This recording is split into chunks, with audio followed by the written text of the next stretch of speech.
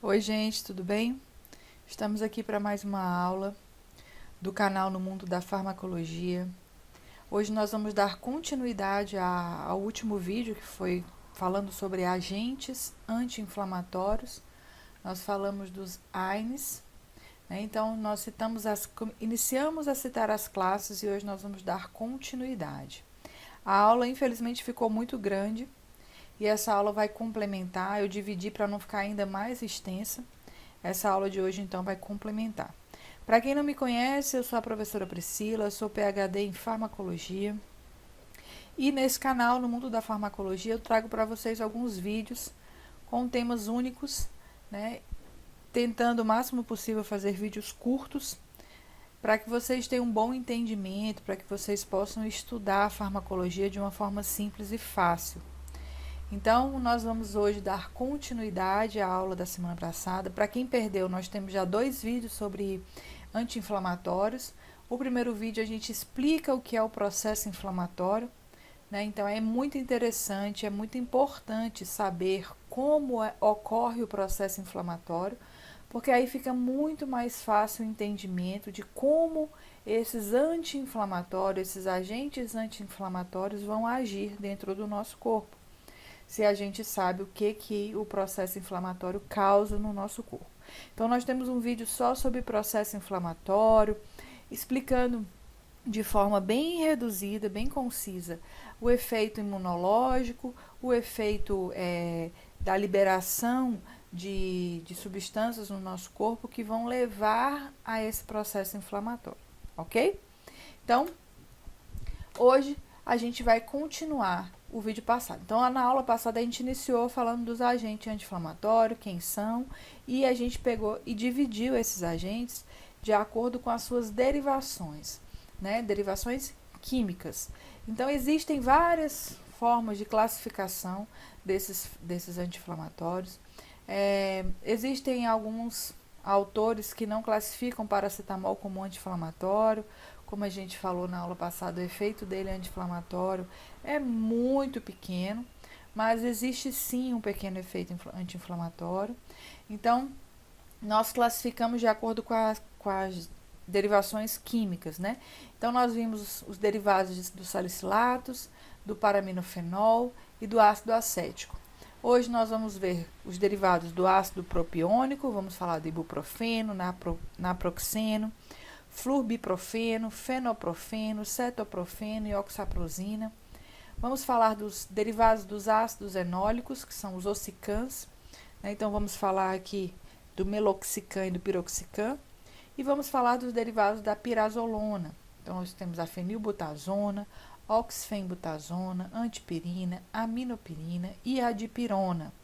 Vamos dar uma ênfase maior aqui na dipirona, porque tem muita dúvida sobre a dipirona. Além disso, nós vamos falar sobre os seletivos COX-2. No vídeo passado, no primeiro vídeo, eu falo sobre a ação desses seletivos COX-2 e agora nós vamos falar mais especificamente de cada um. E vamos falar da nimesulida, que é considerado um AINE, mas não está nessas classificações. Ok? Então, vamos continuar nossa aula. Então, os derivados do ácido propiônico, como a gente já havia falado, nós temos aí o ibuprofeno, naproxeno, flurbiprofeno, fenoprofeno, cetoprofeno e oxaprozina. Eles são considerados analgésicos, anti-inflamatórios e antipiréticos. Exatamente o tema da aula que nós estamos vendo. São considerados melhor tolerados pelos pacientes, pois possuem menos efeitos colaterais. Então, são medicamentos que acabam tendo menos efeitos colaterais do que os que a gente já viu. A gente viu que os que inibem de forma não seletiva COX-1 e COX-2, eles acabam tendo mais efeitos gastrointestinais. Nós vimos alguns que só podem ser usados com a limitação, né? O paracetamol, por exemplo, apesar de não ter efeito anti-inflamatório, tem que ter todo um cuidado ao uso do paracetamol. Então, essa classificação dos ácidos propiônicos, eles acabam sendo fármacos que são melhor tolerados pelos pacientes. O ibuprofeno foi o primeiro da classe a chegar a uso geral e não tem necessidade de prescrição médica. Ele é bastante prescrito para criança como antitérmico. Naproxeno, também disponível sem prescrição, possui meia-vida longa. Eles são, os derivados desse ácido propiônico, eles são inibidores não seletivos da COX-1 e 2. A gente viu que essa não seletividade acaba fazendo que quando eles inibem a COX-1, ciclooxigenase 1, eles têm mais efeito no trato gastrointestinal. Por que então que os derivados do ácido propiônico, mesmo não sendo seletivos, eles são melhor tolerados? Porque eles acabam tendo uma seleção maior para a COX-2. Não quer dizer que ele inibe somente a COX-2, mas eles acabam tendo uma seleção maior. Isso faz com que eles tenham menos efeitos colaterais, principalmente no trato gastrointestinal. Alguns, como o naproxeno, têm efeitos inibitórios proeminentes sobre a função leucocitária. A gente viu que quando ocorre inibição da função leucocitária, os leucócitos são os primeiros a migrarem para a região que está tendo uma lesão, que vai sofrer um processo inflamatório, né? Então, eles migram para aquela região para iniciar aí uma cadeia de ativação de interleucinas, de citocinas, de agentes que vão causar esse processo inflamatório. Quando eu tenho um efeito inibitório dessa função leucocitária, eu diminuo aí o processo inflamatório.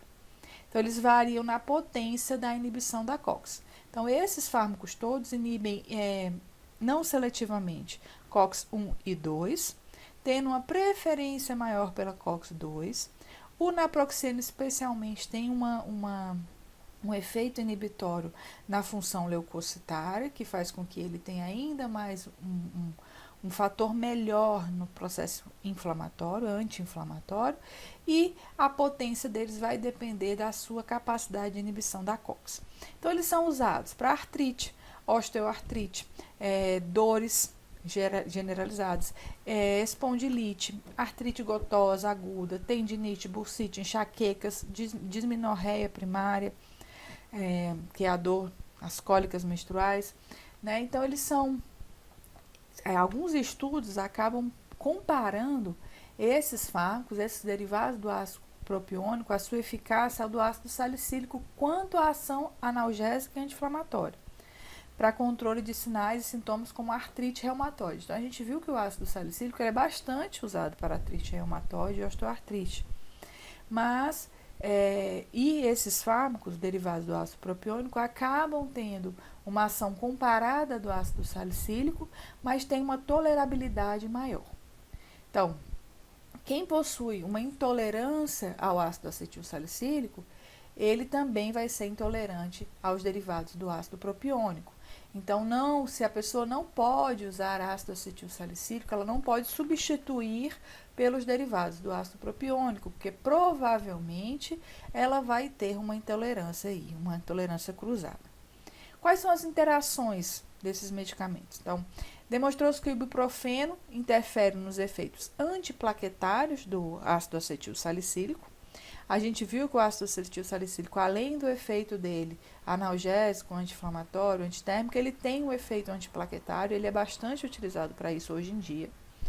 Então, há evidências da interação similar entre o ácido acetilsalicílico e o naproxeno no efeito antiplaquetário. Então, o naproxeno acaba inibindo o ácido acetilsalicílico de ter esse efeito antiplaquetário.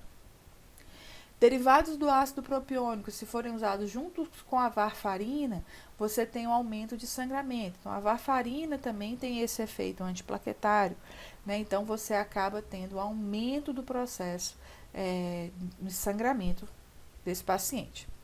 Então, vamos falar de cada um. O ibuprofeno, com a farmacocinética dele. Ele geralmente de uso oral, ele é absorvido rapidamente, se liga bastante, intensivamente às proteínas plasmáticas.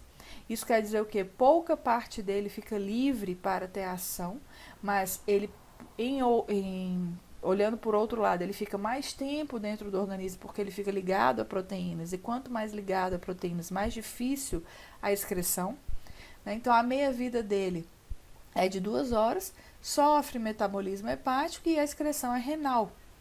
Então, os efeitos antiarrítmicos podem persistir após o declínio dos níveis plasmáticos. Então, ele causa aí um efeito antiarrítmico. Esse efeito, ele é pequeno, ok? Usos terapêuticos. Eles são formas com menos de 200 miligramas, são os que estão geralmente à venda, né, sem prescrição médica. E também combinações de dose fixa com antihistamínicos, né, descongestionantes, hidrocodona e outros. Então, o ibuprofeno ele tem soluções em gotinhas, é muito utilizado para febre, em dosagens menores, em dosagens maiores o efeito anti-inflamatório é maior. Efeitos adversos é considerado bem tolerado. Alguns pacientes têm os efeitos gastrointestinais, como a gente falou. Por quê? Porque os efeitos gastrointestinais estão ligados à inibição da COX-1. Outros efeitos podem ocorrer trombocitopenia, exantema, cefaleias, tonturas e visão borrada. Pode ser usado ocasionalmente por gestantes. A gente já viu que para gestantes preferencial é paracetamol.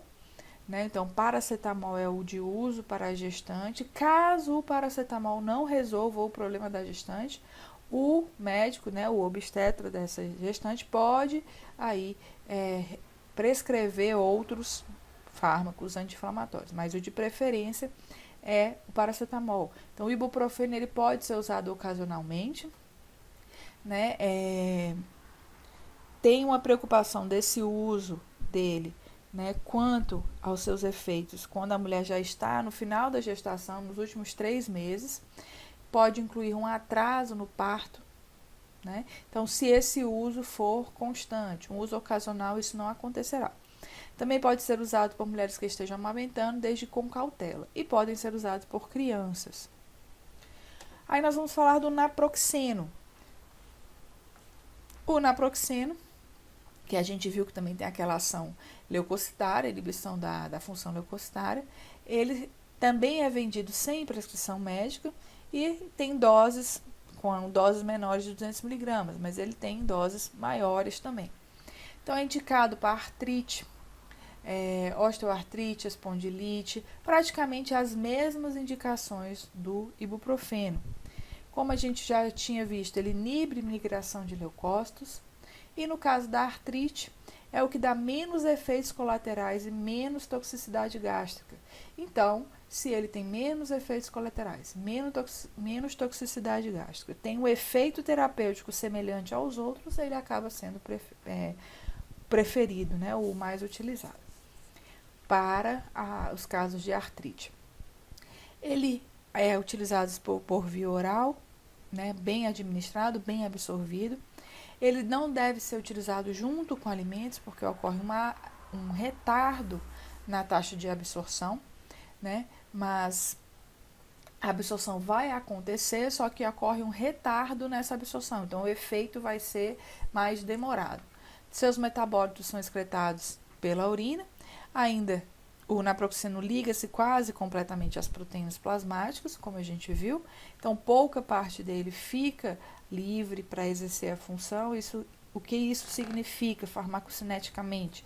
Significa que eu tenho mais fármaco ligado à proteína, então ele fica mais tempo dentro do nosso organismo.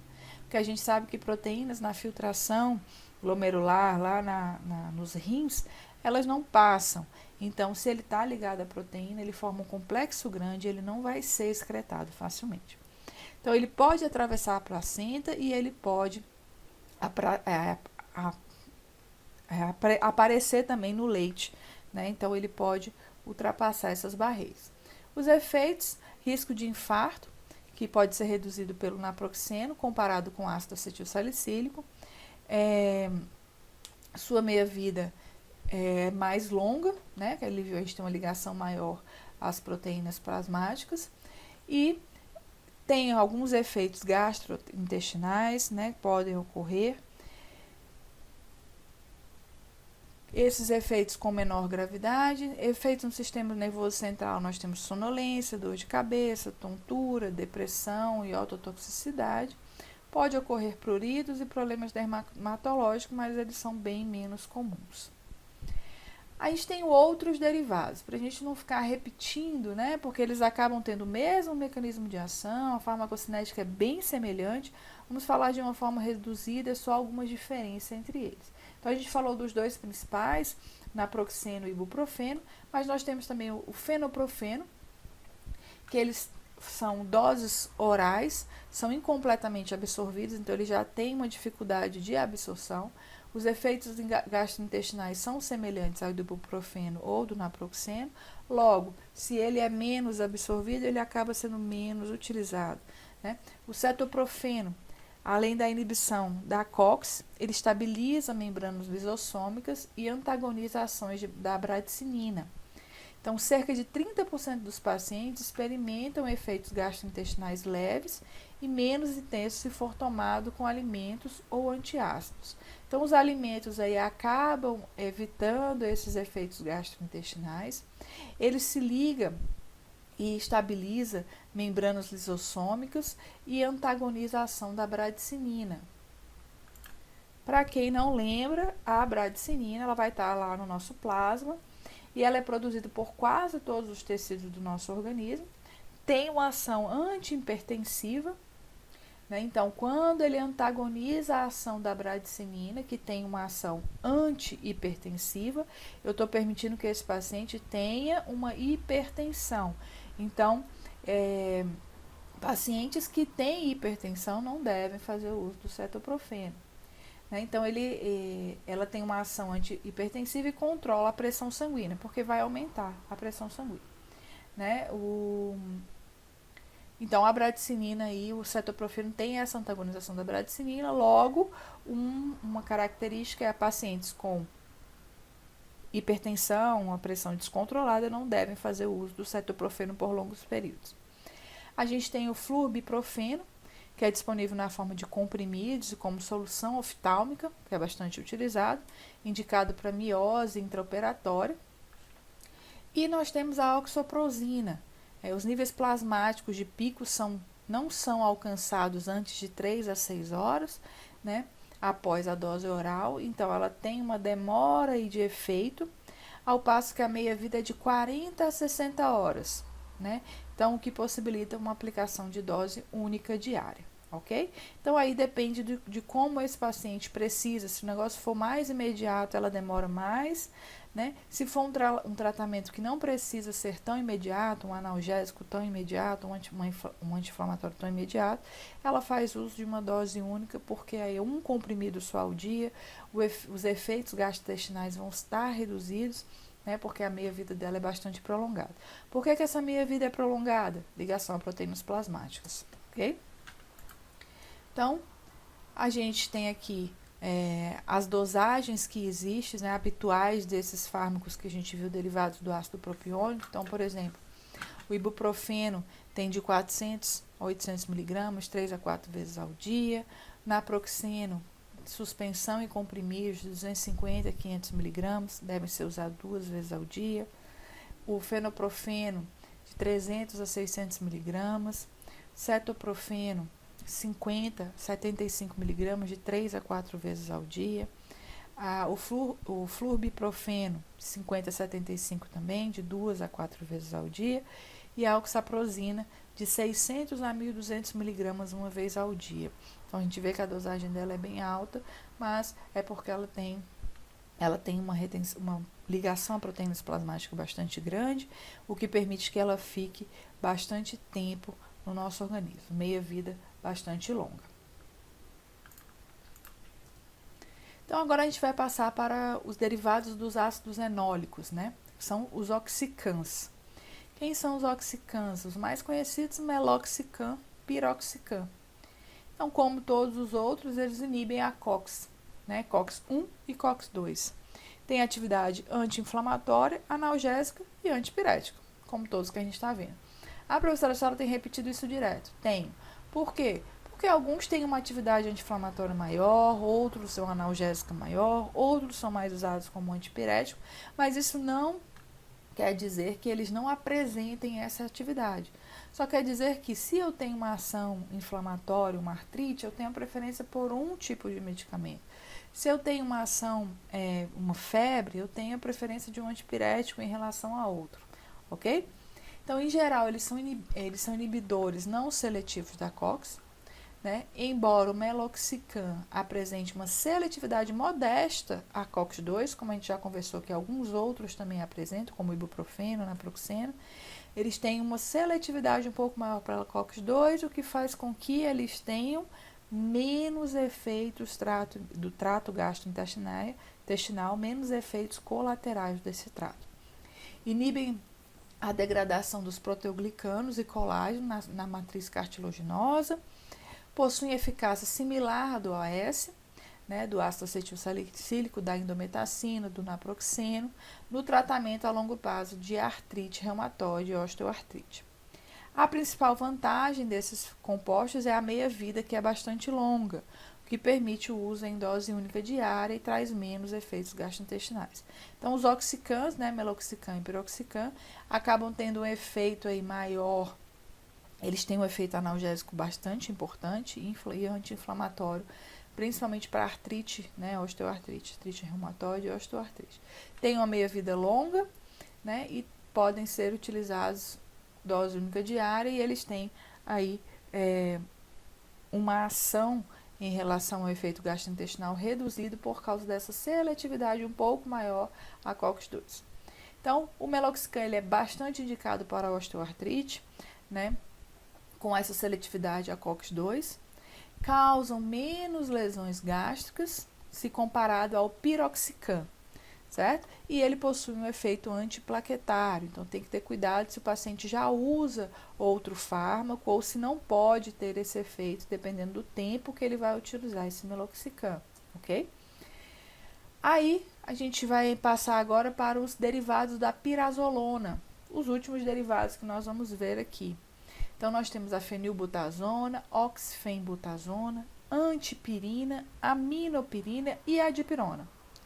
Então, eles não estão disponíveis para venda nos Estados Unidos, exceto a fenazona, em gotas para problemas auditivos, para o ouvido.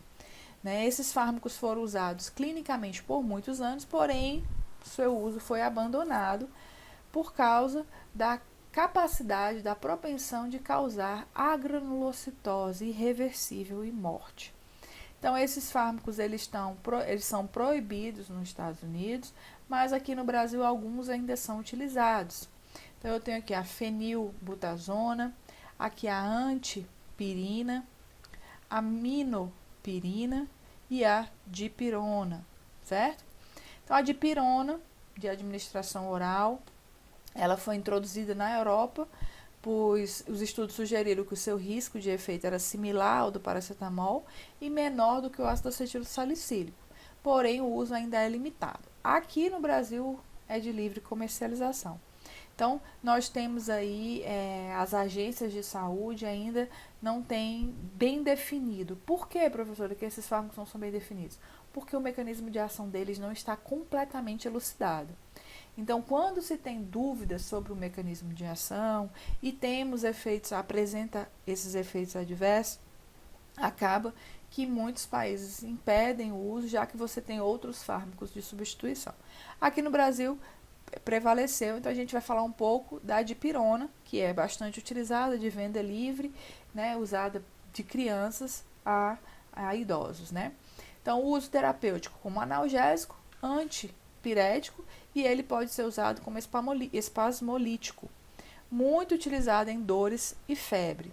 Então ele não tem um efeito anti-inflamatório, é irrisório esse efeito anti-inflamatório, certo? Então, em muitos locais, em muitos livros, muitos autores não colocam dipirona, como não colocam paracetamol como anti-inflamatórios, ok? Então, a farmacocinética, após a administração oral, ela é hidrolisada. A sua porção ativa, que forma o 4N-metilamino antipirina, né, o MAA, ele sim é que é responsável ele é um metabólito ativo, responsável pelo mecanismo de ação, né, pelas funções da dipirona. Os efeitos analgésicos e antipiréticos podem ser esperados em 30 minutos a 60 minutos após a sua administração e geralmente duram cerca de 4 horas. Então, a posologia é de 4 em 4 horas, né, dependendo da dose que se utilizar por via oral. E o efeito dela é bastante rápido e a dipirona é bastante utilizada como antipirético. E também em casos de analgesia, principalmente dores de cabeça, enxaqueca, até mesmo pós-operatório, ok? É uma prodroga e precisa da ativação hepática. Então, ela passa por um metabolismo hepático para que ela seja ativada e se transforme na 4-N-metilamino-antipirina, para que ela sim tenha ação no organismo. O mecanismo de ação, como eu disse, não está completamente elucidado, então alguns estudos sugerem que os metabólitos ativos da dipirona agem através da inibição da ciclooxigenase, provavelmente pelos efeitos que ela apresenta, COX-1, 2 e 3, da inibição da síntese de prostaglandina, E1 e E2, e preferencialmente no sistema nervoso central, e da dessensibilização dos receptores de dor. Então, quando eu for falar de dor, a gente vai ter uma aula de dor. Os receptores de dor, quando eles são dessensibilizados, faz com que você diminua aí o limiar, aumente, na verdade, o limiar de dor. Então, você consegue sentir mais dor com tolerância, né? Ter tolerância a mais dor. Então, ela tem uma atividade via óxido nítrico, GMP cíclico, no receptor da dor, ok? Então, os efeitos adversos normais, né? Normais não, mais comuns, urticária, pressão baixa, distúrbios renais e urinários, podem acontecer, que são mais graves, distúrbios vasculares, reações alérgicas graves, né? Então, tem pacientes que não podem de jeito nenhum utilizar dipirona. Contraindicação, ela não pode ser utilizada na gravidez, na amamentação, em pessoas que tenham hipersensibilidade à dipirona, ou a qualquer componente da fórmula, né? Para quem tem asma, porfiria aguda do fígado intermitente, né? Deficiência congênita da glicose 6-fosfato desidrogenase, pacientes que tenham desenvolvimento de broncoespasmos ou outras reações anafiláticas com analgésicos, né, como salicilatos, paracetamol, diclofenac, ibuprofeno, dometacina, também não deve ingerir a dipirona, pode ter um efeito cruzado, né? Então, se você já tem outras reações alérgicas, anafiláticas a alguns analgésicos, você também deve evitar a dipirona, ok? Então, a gente vai falar agora um pouco dos AINES que são seletivos COX-2. Até agora a gente viu aqueles que agem não seletivamente COX-1 e 2, com um pouco mais de seletividade a COX-2. Agora nós vamos ver aqueles que são totalmente seletivos COX-2.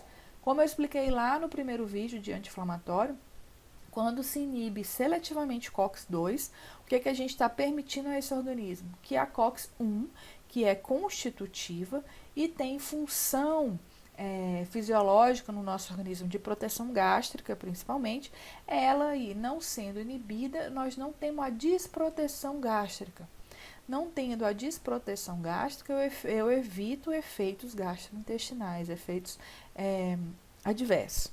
Então, vamos falar do rofecoxib, que é um inibidor seletivo da COX-2, analgésico, anti-inflamatório e antipirético. O rofecoxib, para quem lembra ou não, ele é o famoso Vioxx. O Vioxx foi liberado no Brasil e ele foi um fármaco bastante consumido, né, por causa dos seus efeitos maravilhosos em comparação aos outros AINES. Só que ele foi retirado do mercado em 2004, porque começaram a ocorrer situações no mundo inteiro, né? Então, ele acabou sendo proibido em vários locais do mundo e no Brasil, em 2004, a Anvisa retirou do mercado o Vioxx, que é o rofecoxib, que estavam causando aí, dentre várias situações, ele causava também hemorragias, né? Então, ele, mesmo tendo a função, né, ele acabou de não alterar a função plaquetária, foram vistas situações dessa forma que acabou sendo retirado do mercado. Então, inibe a produção endógena das prostaglandinas, Ele confere alívio em situações de osteoartrite, dor aguda em adultos, dismenorreia e em outras situações. Da mesma forma, do rofecoxib, existe o lumiracoxib. O lumiracoxib, que é o Prexige, ele foi retirado do mercado pela Anvisa em 2008, por causa de reações adversas também.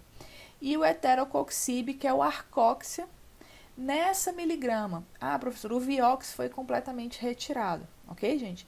Mas o Lumiracoxib e o Eterocoxib, que é o Prexige, Lumiracoxib, e o Arcoxia, o Eterocoxib, nas dosagens maiores eles foram proibidos. Então, eles acabaram na dosagem, o Prexige na dosagem de 400 mg não é mais vendido, e o Arcoxia na dosagem de 120 também não é mais prescrita, é proibida a venda. Eles ainda existem em dosagens menores, são vendidos com retenção de receita, carbonada 2 vias, ok? E eles têm um efeito bem superior aos outros AINES por causa dessa seletividade a COX-2. Nós temos aí também o Celebra, que é o Celecoxib, né? O Celecoxib também seletivo COX-2, está aí no mercado em venda de 100 e 200 mg, é utilizado para dor aguda, né? Também no tratamento de osteoartrose, artrite reumatoide juvenil, espondilite anquilosante, dismenorreia primária, são dores mais agudas. E tratamentos crônicos. Devido ao risco cardiovascular, os médicos são aconselhados a usar a menor dose possível pelo menor tempo possível. Então, assim como os outros coxibs, eles também aí têm um risco cardiovascular, eles têm um risco aí eles inibem a produção de prostaglandina, né? Tem um risco maior de efeitos adversos, né? Como hipertensão, edemas, a inibição da produção de prostaglandina renal. Todos esses efeitos, sim, em doses maiores, eles são potencializados. As evidências atuais não apoiam o uso do Celecoxib como primeira escolha, então prefere-se usar os outros AINES não seletivos. Se o paciente não apresentar melhora e não tiver resposta, aí sim o médico pode avaliar o uso dos coxibs, né, do Celecoxib. A venda, como eu falei, retenção de receita carbonada 2 vias. Existe ainda o Valdecoxib, né, que também foi retirado do mercado. Professora, por que a senhora está falando desses fármacos? Porque são fármacos que foram descobertos, que têm efeitos muito positivos para o nosso corpo, tem uma ação anti-inflamatória, antitérmica, analgésica muito, muito boas em comparação aos outros AINES, mas eles têm esses efeitos adversos. Mas são fármacos que continuam em estudo para que eles possam ser melhorados e, quem sabe, um dia possam ser relançados no mercado sem esses efeitos adversos. Então, o Valdecoxib, que é o Bextra, hoje ele é permitido somente a utilização dele injetável. Esse fármaco aqui em comprimido, né, ele que usa oral, ele foi retirado em 2005 pela Anvisa. Então ele foi aprovado pelo FDA em 2001 e em 2005 a Anvisa retirou do Brasil. Ele também é seletivo COX-2 e é usado como analgésico. Então o Valdecoxib, ele ainda é utilizado de forma injetável, ok? E aí a gente vai falar do último AINE, né, que ele não está dentro dos derivados, não é um coxib, não é oxicam, não é derivado químico de outro, é a nimesulida, que é bastante conhecido e bastante utilizado também. Então, analgésico, anti-inflamatório e antitérmico, muito utilizado para artrite, osteoartrite, pericardite, inflamações mais severas da garganta, processos de sinusite, pode ser usado aí para antitérmico também. Então, o processo, para processos dores musculares, osteoarticulares, quando há necessidade de mais de 15 dias de tratamento. Então, ela é a preferência quando você tem que tomar por um grande período. O uso geralmente é de 2 vezes ao dia, né, uma de 100 mg 2 vezes ao dia. Ele ainda, como eu falei, pode ser usado para amidalite, sinusite, otites, menorreia e gota. Então, ele tem uma utilização, a nimesulida, mais ampla do que os outros, que estão mais ligados à parte articular, osteoarticular. A farmacocinética, bem absorvido pela administração oral, possui dose única de 100 miligramas, né? O pico da concentração plasmática de 3 a 4 miligramas por litro, ele é alcançado de 2 a 3 horas após a administração. Então, o uso dela aí varia de 12 em 12 horas. O mecanismo de ação, seletividade COX-2, apresenta uma seletividade para COX-2, mas não é completamente seletivo. Alguns efeitos, ele tem a inibição da ativação dos neutrófilos, né, como o ibuprofeno, diminuição da produção de citocinas, efeito antioxidante, impede o envelhecimento celular e possivelmente a ativação de receptores glicocorticoides. Por isso ela tem uma ação mais ampla, né? O efeito dela não se baseia somente na inibição de COX. Efeitos colaterais, pode acontecer diarreias, dispepsia, náusea, azia, manchas na pele, coceira, tonturas, visão turva, sonolência, retenção de líquidos e edemas, prisão de ventre, excesso de gases, diminuição do volume urinário, lesão hepática, se o uso for muito prolongado e com doses mais elevadas, ok? Então, ela é a escolha para fármacos quando o paciente precisa fazer um uso por mais de 15 dias, vai desde o uso de uma amidalite, de uma otite, até uma osteoartrite, uma doença, um processo mais crônico, né? Ela tem uma ação não só seletiva, não só inibição de COX, com seletividade para COX-2, mas também a ação em neutrófilos, na produção de citocinas, como antioxidante, na ativação de receptores glicocorticoides. Isso faz com que ela tenha uma utilização mais ampla. Então, a gente finaliza aqui os AINES, falamos de uma forma geral de todos os AINES, né, de acordo com uma classificação química, tá ok? Vocês vão encontrar outras classificações em outros livros, ok? Não se desesperem, mas vocês têm que saber, essa classificação química facilita aí o nosso entendimento de não somente do mecanismo de ação, mas das suas utilizações, né? E dos efeitos colaterais. Então, esse quadrinho aqui ele é bastante interessante, porque eles mostram para a gente desvantagens terapêuticas dos AINES e as vantagens desses AINES. Então, quem são aqueles que causam mais distúrbios do trato gastrointestinal, né, superior, ou seja, estômago? São os salicilatos, né? Então, eu tenho ácido salicílico, sais de salicilato. Quem mais pode causar isso? A indometacina, como a gente viu também, né? Que é derivado do ácido acético. Quem não tem efeito antipirético é o difunizal. A gente nem falou dele porque ele quase não é utilizado. Quem são muito potentes devem ser utilizados somente depois de outros fármacos menos tóxicos, né, que foram ineficazes, são comuns distúrbios no sistema nervoso central. Então, nós temos aí esses outros, né, indometacina, são todos eles menos potentes. Quem tem potencial de aumentar infartos no miocárdio e derrames, o celecoxib, que são inibidores da COX.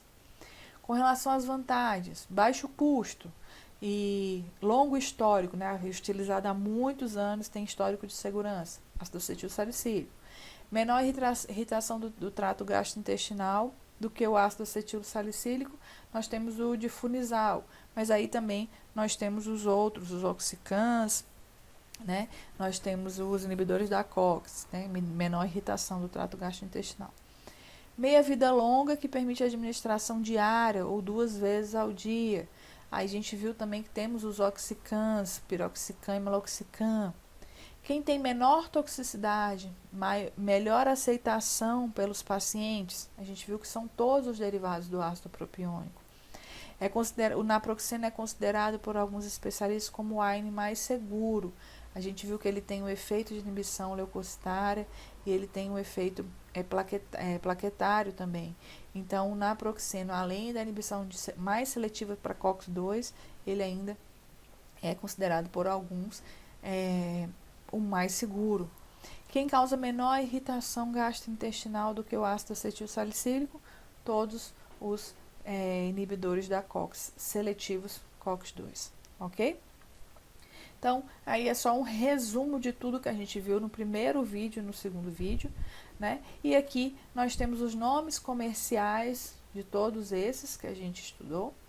E nós temos também o início de ação e a posologia nas doses usuais, ok?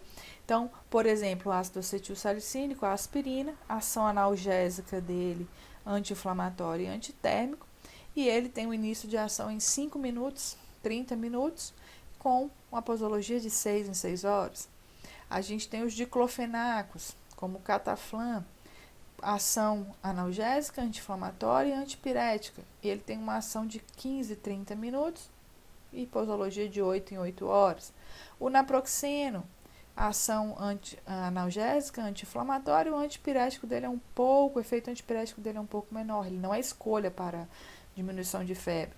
A ação dele 30 a 60 minutos, também de 8 em 8 horas. O celecoxib, que a gente viu, celebra, tem a ação analgésica, uma ação anti-inflamatória bem satisfatória, efeito antipirético irrisório. E ele tem uma ação, um uso aí de 24 em 24 horas, né? Então, uma dose diária.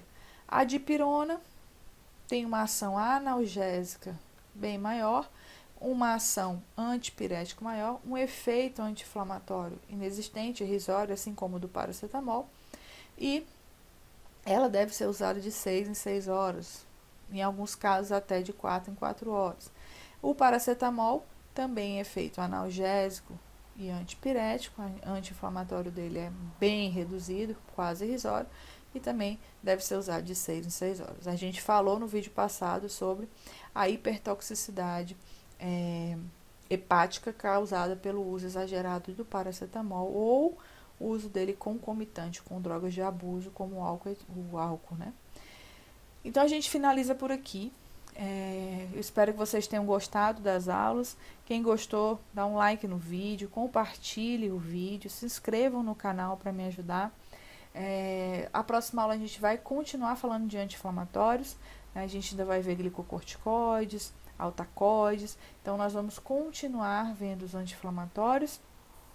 Eu espero que vocês tenham gostado e a gente se encontra no próximo vídeo. Quem quiser, tiver alguma dúvida, pode deixar nos comentários ou pode mandar um e-mail para nomundodafarmacologia@gmail.com que a gente se comunica. Ok, gente? Então, até mais. Bons estudos para vocês e a gente se encontra no próximo vídeo. Até mais!